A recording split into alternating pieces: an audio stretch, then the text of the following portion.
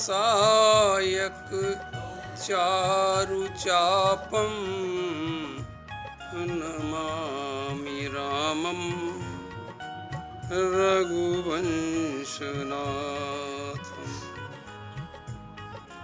नमामि रामं रघुवंशनाथं।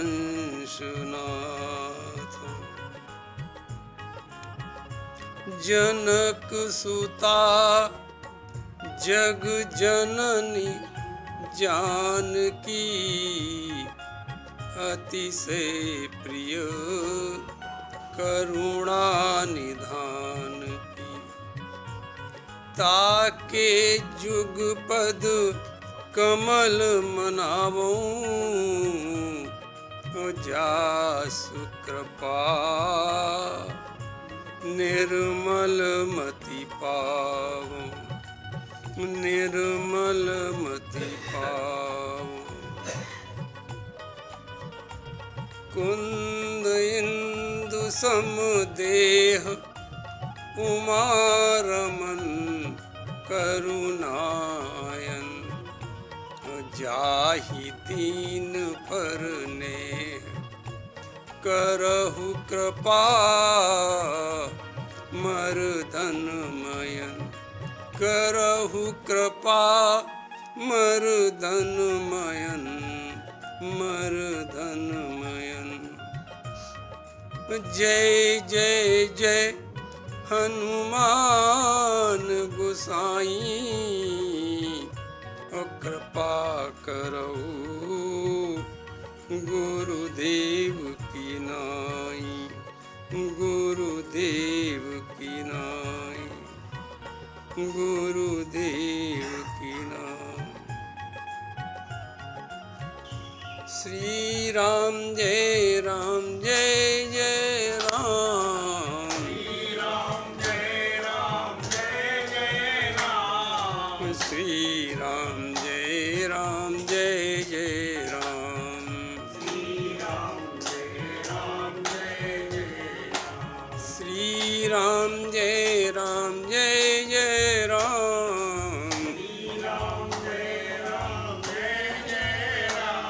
श्री राम जय जय राम। रघुनंदन राघव राम हरे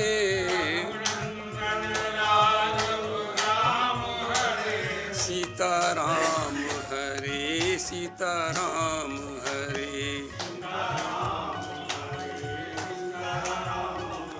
श्री राम जय जय राम। श्री राम जय जय राम। श्री राम जय जय राम।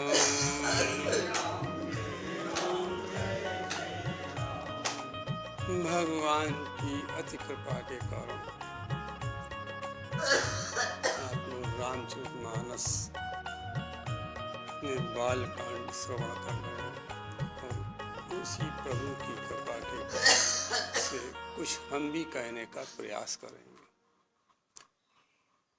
बालकांड में याज्ञवल्क्य जी भरद्वाज जी को कथा सुना रहे हैं। भरद्वाज जी ने यद्यप प्रश्न तो राम जी से संबंधित किया, लेकिन याज्ञवल्क्य जी ने उसका उत्तर शिव चरित्र से दिया। शिव चरित्र में माता सती का चरित्र सुनाया, फिर सती जी के दूसरे जन पार्वती उनका चरित्र सुनाया।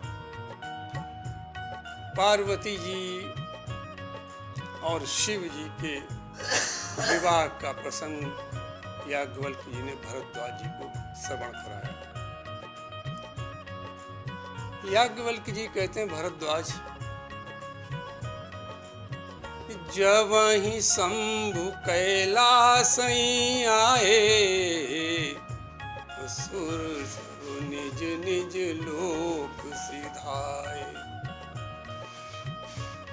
कब माता पार्वती और शिव जी विवाह के उपरांत कैलाश पर आते हैं तो उस समय जो देवगण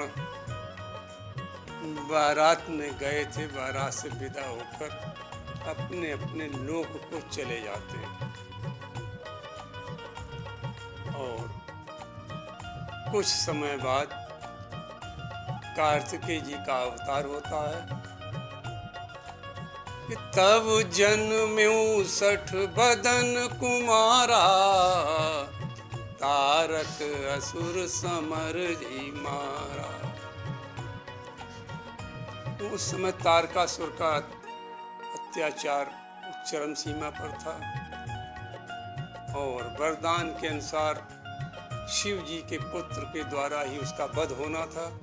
अतः जन्म के 6ठे दिन देवताओं ने तारकासुर के वध के हेतु कार्तिकेय महाराज को अपना सेनापति नियुक्त किया और उनके द्वारा तारकासुर का वध हुआ। कार्तिकेय जी का नाम 60 मुख भी है, 6 मुख। 6 कृतिकाओं के द्वारा इनका पालन हुआ था, इसलिए इनका नाम 60 मुख भी पड़ा। 60 वदन 60 मुख एक ही बात है। और एक संत का इसमें भाव बड़ा सुंदर है। उनका शिव जी के 5 मुख और पार्वती का 1 मुख, 6 हो गए, इसलिए भी इनका नाम ये 60 वदन पड़ा। इनकी कथा शिव पुराण में बड़े विस्तार से है। कभी अलग से इनकी कथा कहें तब शिव पुराण की, तब इनका पूरा वृत्तांत। इसलिए तुलसीदास जी कहते हैं कि पुराण में इनकी कथा होने के कारण हमने बहुत संक्षेप में इसको कह दिया। तो इस प्रकार तारकासुर का वध हुआ, देवता सुखी हुए। अब याज्ञवल्क्य जी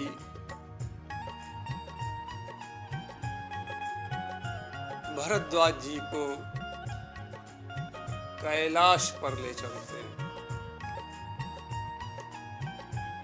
याज्ञवल्क्य जी कहते हैं, भरद्वाज, जिस पर्वत पर माता पार्वती ने अपनी जिज्ञासा शिव जी के समक्ष रखी, जिससे कि रामचरितमानस प्रारंभ हुआ, जो संसार का कल्याण करने वाला है, वो कथा अब हम तुमको सुनाते हैं। कि परम रम्य गिरिवर कैलासु, जहाँ सदा शिव उमा निवासु। अत्र विद समीर सुशीतल छाया, और शिव विश्राम बिटप श्रुति गाया। कथा का स्थल की रमणीयता का वर्णन तुलसीदास जी कर रहे हैं इसमें, कि भगवान के चरित्र कैसे स्थान पर हो, का स्थान वो रमणीय होना चाहिए। रमणीय का अर्थ प्राकृतिक सुंदरता से है, भव्यता से नहीं, लौकिक भव्यता से नहीं, प्राकृतिक सुंदरता से। और जहाँ संत महापुरुषों के चरण भी पड़ते हो, वो स्थान रमणीय हो जाता, परम रमणीय हो जाता है।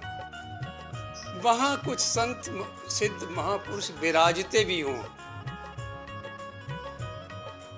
जो सत्संग स्थल हो, वहाँ कुछ ऐसी व्यवस्था भी हो कि संत महापुरुष रह सकें, रुक सकें, कथा श्रवण कर सकें, अपना ध्यान पूजन कर सकें। और जितने भी वक्ताओं ने कथा कही है, उन्होंने ऐसे ही स्थान को चयन किया। तुलसीदास जी ने सब का स्थान और समय बताया। तुलसीदास जी ने जब सर्वप्रथम ग्रंथ की रचना की तो कहा नवमी भौम बार मधुमासा अवधपुरी ये चरित प्रकाशा। का ये कथा कहाँ प्रारंभ हुई? अवधपुरी में हुई। चैत्र के माह में ये कथा प्रारंभ हुई। और याज्ञवल्क्य जी ने जब भरद्वाज को सुनाई, भरद्वाज मुनि बसई प्रयागा जिनहि राम पद अति अनुरागा। तो ये कथा कहाँ हुई? कब? प्रयाग में हुई। भरद्वाज जी को सुनाई गई प्रयाग में याज्ञवल्क्य जी के द्वारा। और फागुन मास की द्वितीया को प्रारंभ हुई ये कथा। जो प्रयाग में याज्ञवल्क्य जी ने कथा सुनाई, फागुन के महीने में द्वितीया के दिन ये कथा प्रारंभ हुई। और काकभूषुंड जी ने गरुड़ जी को कथा सुनाई तो का नीलगिरी पर सुनाई।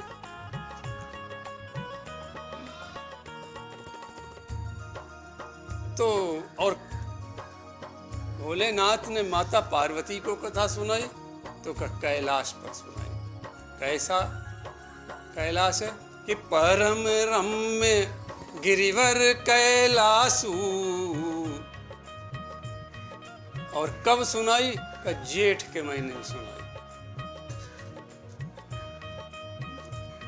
जेठ के महीना में धूप बहुत होती है और कैलाश का वातावरण बड़ा शीतल है। तो कैसा है?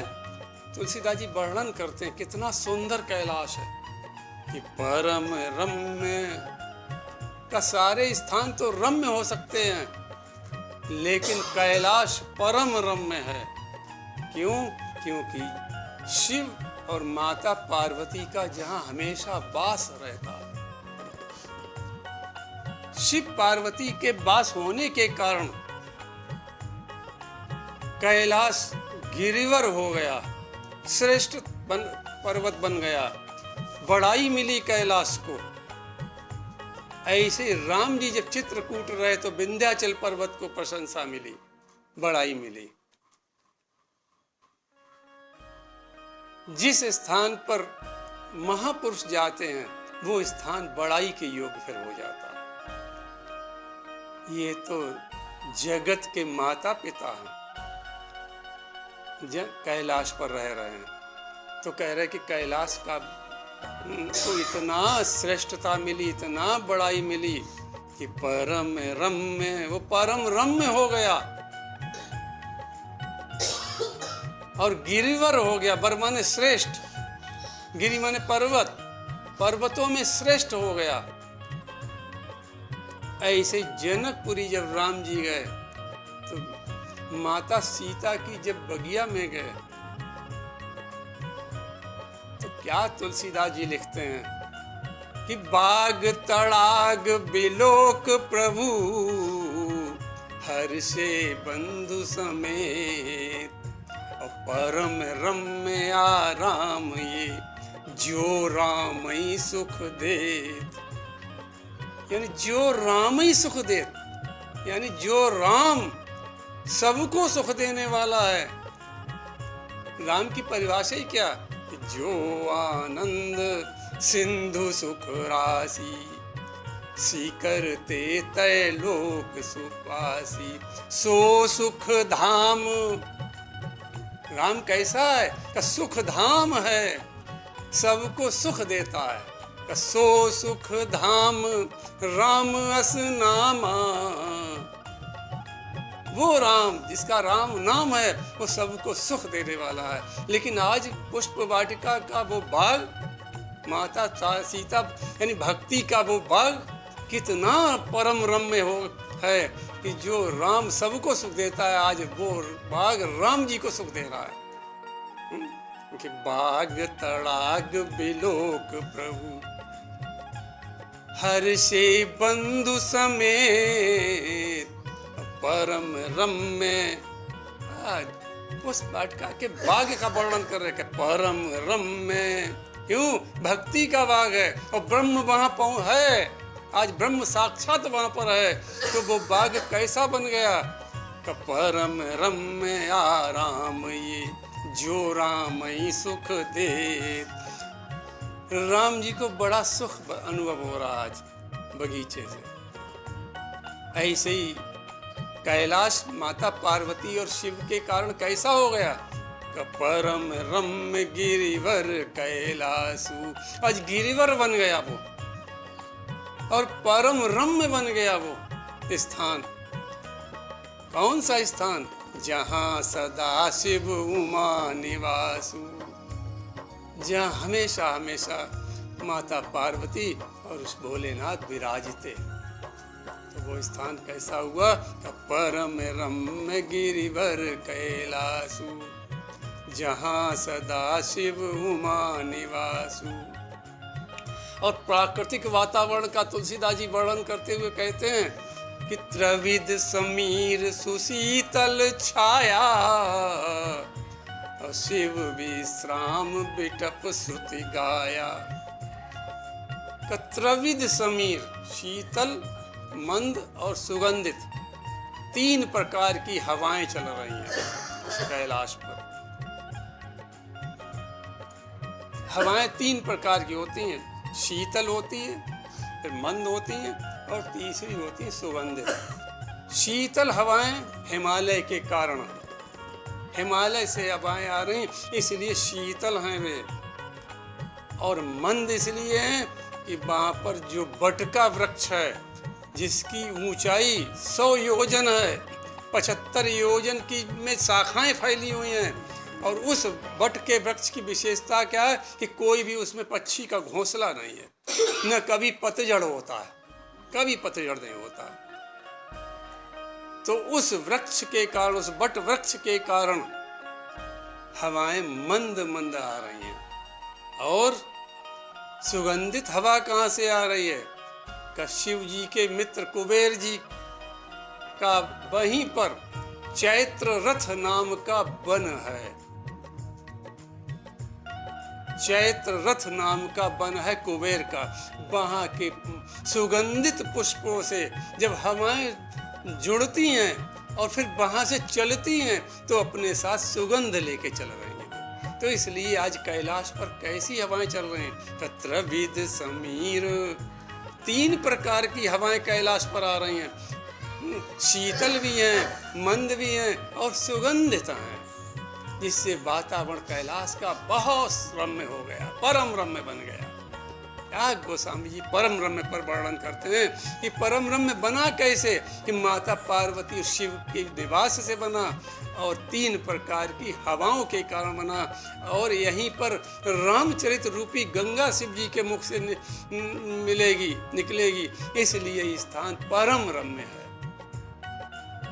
तो त्रिविध समीर, और उस वृक्ष की छाया सुशीतल छाया, बड़ी सुंदर छाया, बड़ी आराम देने वाली छाया। शिव जी को इस पेड़ के नीचे बड़ा विश्राम मिलता है। इसका वर्णन वेद में भी है। शिव विश्राम बिटप श्रुति गाया। श्रुति माने वेद का, वेद ने भी इसको गाया है। जिस कैलाश पर माता पार्वती और शिव जी विराजते हैं, और जिस वट वृक्ष के नीचे बैठकर रामचरित रूपी गंगा बहती है, वो स्थान परम रम्य हो गया। 3 प्रकार की हवाएं वहाँ सुगंधित, शीतल और मंद चल रही हैं। और जो वट वृक्ष है उसके विषय में तो वेद ने भी बड़ी प्रशंसा की। अर्थात अनादि शिव जी हैं, और वो वृक्ष भी अनादि है। क्यों? वेद हमारे यहाँ अनादि है। जब वेद ने वर्णन किया उस वृक्ष का, त्रिविध समीर सुशीतल छाया, और शिव विश्राम बिटप श्रुति गाया। श्रुति गाया यानी वेद भी उसका गान कर रहे हैं। किसका गान कर रहे हैं? का उस बट वृक्ष का गान कर रहे हैं। शिव जी और पार्वती माता के विश्राम करने का स्थल का वर्णन कर रहे हैं। इसका भाव क्या हुआ कि शिव जी भी अनादि हैं और वो वृक्ष भी अनादि है। देखो प्रयागराज में जो वट वृक्ष है वो विष्णु जी का है, वो प्रलय में भी उसका अंत नहीं होता। और कैलाश पर है वो शिव जी की कृपा का। इसकी ऊंचाई, इस वृक्ष की ऊंचाई 100 योजन दूर ऊंचा है और 75 योजन में ये चारों तरफ इसकी शाखाएं फैली हुई हैं। कोई घोंसला इसमें नहीं है, कभी पतझड़ यहाँ नहीं होता है, हमेशा एक रस ये वृक्ष रहता है, वट का वृक्ष। ऐसे वट वृक्ष के नीचे शिव जी विश्राम करते हैं और सिद्ध तपोधन योगी जन सुर किन्नर मुनि वृंद बसहि तहाँ सुकृति सकल सेवई सुख शिव सुख कंद। वहाँ कौन लोग बसते हैं उस कैलाश पर? अभी हमने इससे पूर्व अभी आपको बताया था कि सत्संग स्थल में का स्थान रमणीय होना चाहिए, प्राकृतिक उसमें रम्यता होनी चाहिए, भव्यता नहीं, लाइट और ये इसकी भव्यता नहीं, प्राकृतिक भव्यता होनी चाहिए, प्राकृतिक रम्य होना चाहिए। और वहाँ कुछ महापुरुष संत विराजते भी हों, तब वो सत्संग स्थल श्रेष्ठ स्थल कहा जाता है। तो आज देखें कैलाश पर कौन लोग रह रहे हैं? प्रसिद्ध तपोधन जोगी जन सुर किन्नर मुनि वृंद बसहि तहाँ सुकृति सकल सेवई शिव सुख कंद। गिन ले 7 लोग रह रहे हैं, 7 लोग रह रहे हैं। लिखना चाहो लिख लो, 7 लोग रह रहे हैं। लिखें आप 7 लोग, कैलाश पर 7 लोग। सिद्ध तपोधन योगी जन सुर किन्नर मुनि वृंद बसहि तहाँ। 7 में है सुकृति सकल, सुकृति 7वां नंबर है। सुकृति सकल सेवई शिव सुख कंद। 7 लोग रह रहे हैं, सिद्ध रह रहे हैं, तपोधन रह रहे हैं, यानी जो तपस्या के धनी हैं, इनके जीवन का आधार तप ही है। योगी जन, योगी रह रहे हैं। और देवता, सुर, किन्नर, मुनि वृंद यानी हम समूह, मुनियों का समूह रह रहा है। और 7 में सुकृति, बड़े पुण्यवान लोग जिन्होंने बड़े पुण्य किए। देखो पुण्य से भगवत कथा मिलती है, किसी प्रयास से नहीं मिल सकती भगवत कथा। जब जन्म जन्मांतर के पुण्य उदय होते हैं तो भगवान की कथा प्राप्त होती है। यानी कितने लोग हमसे कह चुके साहब हम रविवार को आएंगे, लेकिन आ नहीं पा रहे हैं। क्यों? कि जीवन के जब तक पूर्ण उदय नहीं होंगे तब तक भगवत चरित्र नहीं मिल सकता। सवाल है नहीं मिलना। तो कौन रह रहा है? 7 में रह रहे सुकृति, जिन्होंने बड़े पुण्य किए हैं, वो रह रहे हैं। 7 लोग वहाँ विराज रहे हैं उस कैलाश पर। और आप देखें, जो शिव जी ने रामचरितमानस की रचना की, उसमें 7 ही कांड की रचना की। और एक एक कांड इन सब के लिए, बाल पूरा वर्णन तो नहीं कर पाएंगे, बाल कांड इसके लिए, सिद्धों के लिए। अभी इन पर बोला जाए 2-3 घंटे चाहिए। बालकांड सिद्धों के लिए, उसके बाद तपोधन अयोध्या कांड उनके लिए, योगियों के लिए अरण्य कांड, सुर किष्किंधा कांड, किन्नरों के लिए सुंदर कांड, मुनियों के लिए लंका कांड, और 7वां उत्तरकांड सुकृति लोगों के लिए। शिव जी ने जो 7 कांडों की रामचरितमानस की रचना की, एक एक कांड सबके लिए लिखा। कहा तुम लोग यहाँ वास कर रहे हो तो तुम्हारे लिए एक एक कांड की रचना कर रहे हैं। इस प्रकार रामचरितमानस 7 कांडों का ग्रंथ है और इसकी सर्वप्रथम रचना शिव जी ने की। रच महेश निज मानस राखा, पाई सुसमौ शिवासन भाखा। इसकी सातों कांड वाले ग्रंथ की रचना शिव जी ने करके, और चूंकि पात्र से नहीं मिल रहा था उस काल में, इसलिए उसको अपने हृदय में स्थान दे दिया। और एक एक कांड इन सब के लिए है। सिद्ध तपोधन योगी जन, सुर किन्नर मुनि वृंद, बसहि तहाँ सुकृति सकल, सेवई शिव सुख कंद। देखो, शिव जी भी सुख कंद और राम जी भी सुख कंद। अभी आपने देखा कि परम रम्य कैलाश भी है और परम रम्य पुष्प वाटिका भी है। राम जी के चरण पड़ने से वो परम रम्य हो गई, और शिव और उमा के चरण पड़ने से कैलाश परम रम्य हो गया। इसलिए गोस्वामी जी क्या वर्णन करते हैं कि परम रम्य गिरिवर कैलासु, जहाँ सदा शिव उमा निवासु। त्रिविध समीर सुशीतल छाया, कैसी हवाएं चल रही का शीतल मंद और सुगंधित। प्रभु लिखते हैं शीतल, हिमालय के कारण जो हवाएं, तीन प्रकार की हवाएं, शीतल मंद और सुगंधित।